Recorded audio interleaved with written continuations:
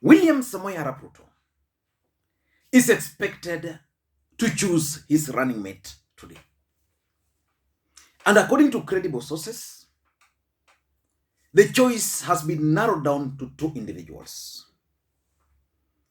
Rigathi Gachagua, the former DO, who is a very close ally of the Deputy President, Dr. William Ruto. Rigathi Gachagua is being considered because of several reasons. Number one, Rigathi Gachagua has the money, which plays a critical role in our politics. Number two, Rigathi Gachagua can take on President Uhuru Kenyatta and the deep state without any problem. And number three, initially there were plans to have Kithuri Kindiki, but the Kenya Kwanza agreement disrupted the plan. And number four, Rigathi Gachagua is a former DO, which means he has a lot of experience in administration, especially administering the people. So it's being considered. Professor Kithuri Kindiki was also being considered for several reasons. The Deputy President was looking at the Mount Kenya East, because there's always this feeling that they've always supported their Kikuyu brothers, and therefore it was time for them to be also considered. Again, there was the feeling that Kenyans would argue that Kikuyus and Kalenjins have dominated the politics of this country, and therefore the DP would have gone for Professor Kithuri Kindiki, who comes from Tharaka Nithi, one of the marginalized areas, and also you can't say that he's a Kikuyu per se, apart from the fact that he comes from the larger Mount Kenya region. So let us wait and see who will be chosen. And if those two will not be chosen, then the other list of three other individuals.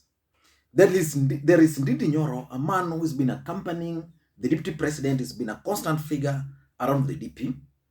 Ndindi Nyoro will be chosen in case the DP wants to bring someone who is young to appeal to the youth nation. Also probably for Muranga factor, because also, you know, in the larger Kikuyu nation, there's also they also have their own politics there. Maybe to bring the Muranga factor into the equation. In case that's not going to happen, then there are two other choices. The choice of Alice Wahome and the choice of Waiguru. This will be purely on the account of women. So in this video, I want to look at the dilemma which the Deputy President is facing in choosing the running mate. Of course, it will be today. But before we do that, in case you are watching the channel for the first time, I want you to take a second or two and click that subscribe button so that next time we produce a video like this, YouTube will automatically notify you. To the subscribers, please, I want to thank you guys for your continued support. Now, let us look at the fact. William Ruto knows what he wants. He wants to be the next president of the Republic of Kenya. His eyes are on the ball already. That's a fact. So the choice of the running mate is going to make or break William Ruto. So he must get it right. The other fact is that William Ruto has already assembled a team. That team, based on my understanding, is also ready for the presidency. There's the Kenya Kwanza, there is his team, there is the technical team working on his campaign. The DP is set for his bid. And the other fact is that as at now, William Ruto now knows his opponent. The biggest problem William Ruto faced for a very long time, because, you know, this guy has been campaigning for 8 years. The biggest challenge he's been facing is lack of opponent. He didn't know who he was going to face. Because previously we had Mudavadi, Weta, Kalonzo, all of them on one side, while Ruto was on the other side. So when he took Weta and Mudavadi to the other side, and Raila Odinga, Uhuru Kenyatta expressed his support for Raila Odinga, it became clear that his opponent was now Raila Odinga. So William Ruto, as we speak, knows that his opponent is going to be Raila Odinga, and everything is going to do, and the choice of the running mate is going to make, will be about Raila Amolo Odinga as the opponent. And the other fact is that the Deputy President has also made a good progress as far as Raila Odinga's strongholds are concerned. But William Ruto is still facing serious dilemma and headache as far as the choice of the running mate is concerned. The first dilemma he's facing is what we normally call in this country tribal dominance. The truth of the matter is that for William Ruto to become the next president of the Republic of Kenya, he must win the support of the larger Mount Kenya region. And not just the larger Mount Kenya region, the Kikuyu nation. But Uhuru Kenyatta, who comes from the Kikuyu nation, is opposed to his bid. And it means, therefore, that he must get the best from the mountain. But Kenyans are saying, because he must get a running mate from the mountain, but Kenyans, in their minds, are saying 60 years rule is enough. That if you look at the presidency of the Republic of Kenya, it has revolved around 2 tribes. I know some people will say about 3 or 4 or 5 communities, but the truth of the matter is that we had Kenyatta Senior as the first president, who was a Kikuyu. We had Moi serving for 24 years, a Kalenjin as a president. We had Moi Kibaki taking over from Moi, 10 years. Uhuru, another Kikuyu, taking over from Kibaki, 10 years, and then now Ruto, another Kalenjin, taking over. And remember, Ruto taking over and coming with another Kikuyu is qualifying to be a tribal dominance. So the deputy president, in his heart, is dealing with this, and that's why he fashioned his campaigns to be hustler, so that it doesn't become tribe. It becomes like we have the hustlers and the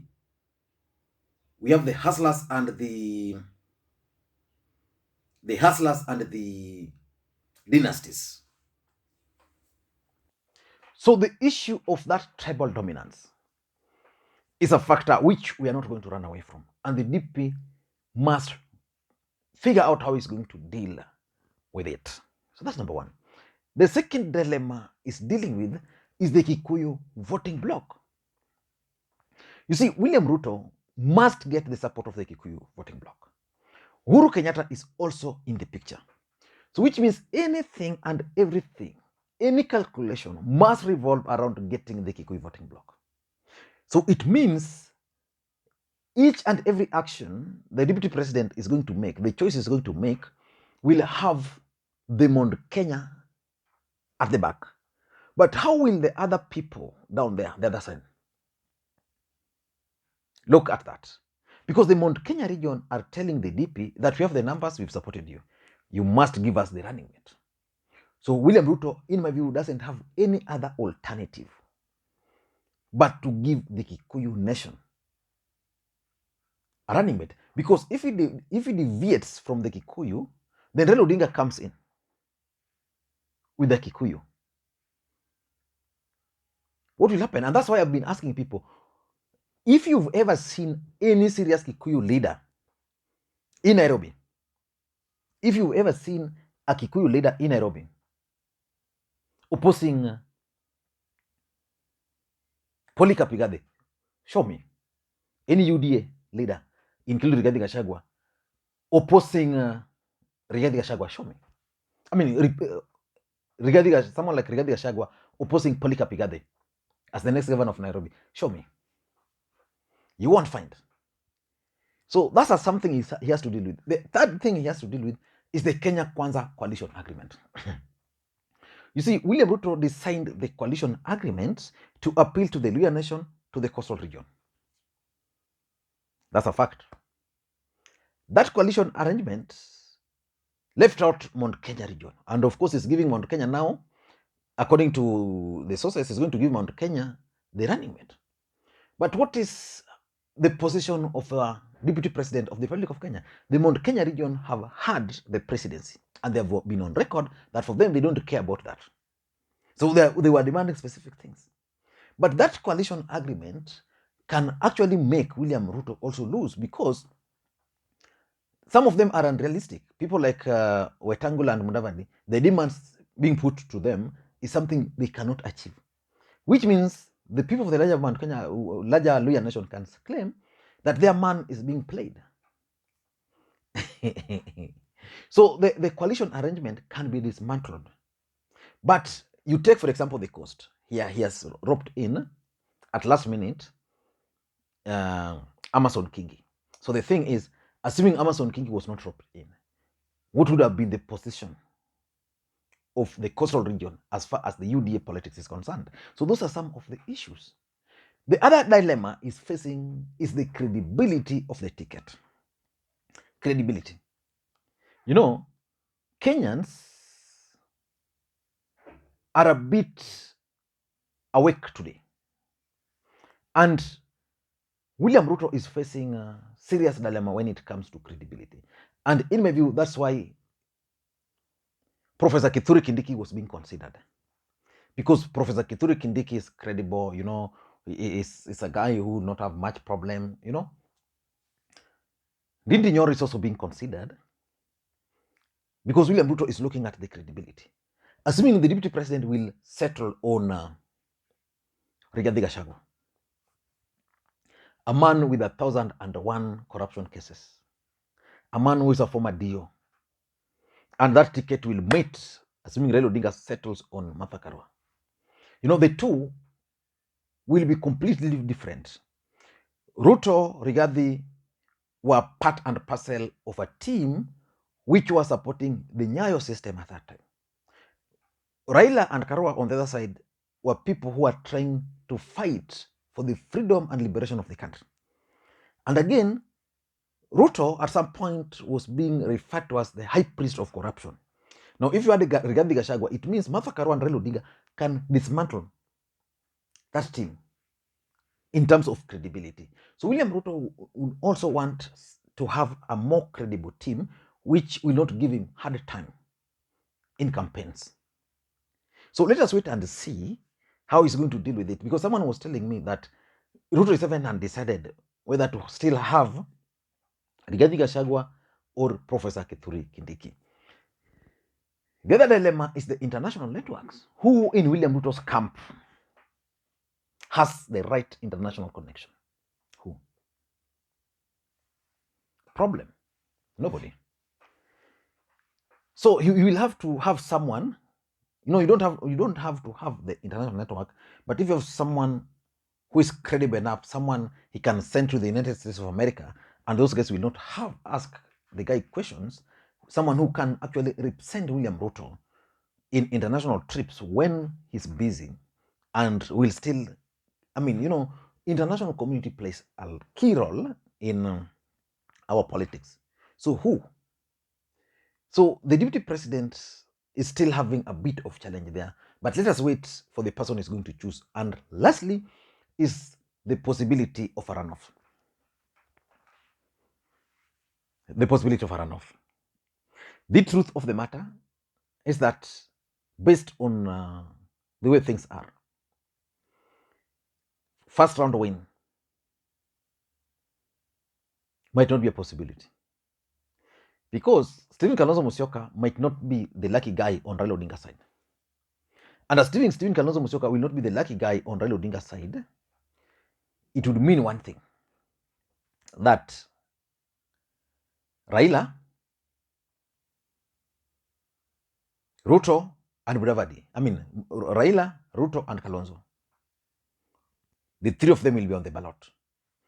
Campers are likely to vote for Kalonzo and will deny either Raila or Ruto the runoff, because the truth is, if Raila will not appoint Mudavadi, then Ruto will gain in Ukambani. Sorry, if Raila will not appoint Kalonzo Musyoka, I don't know why I'm getting the names confused. Assuming Raila will not appoint Kalonzo Musyoka as his running mate, Ruto is likely to gain in Ukambani. But if Raila won't appoint Kalonzo, and Kalonzo opts to go up to the ballot, then Ruto will not gain. Just the same way, if Raila were to appoint Kalonzo, then the entire Ukambani will vote for Raila. So the runoff, there's a possibility of a runoff in this country. And I have always opined initially that the purpose of One Kenya Alliance movement at that particular time was to allow or to create room for a rerun. But let us wait and see how things are going to unfold. In the next 1 or 2 hours, William Ruto shall have named his running mate. Raila Odinga will name his running mate, and I'm also going to look at the dilemma Raila Odinga is going to face in choosing his running mate. Thank you guys, and until next time, bye-bye.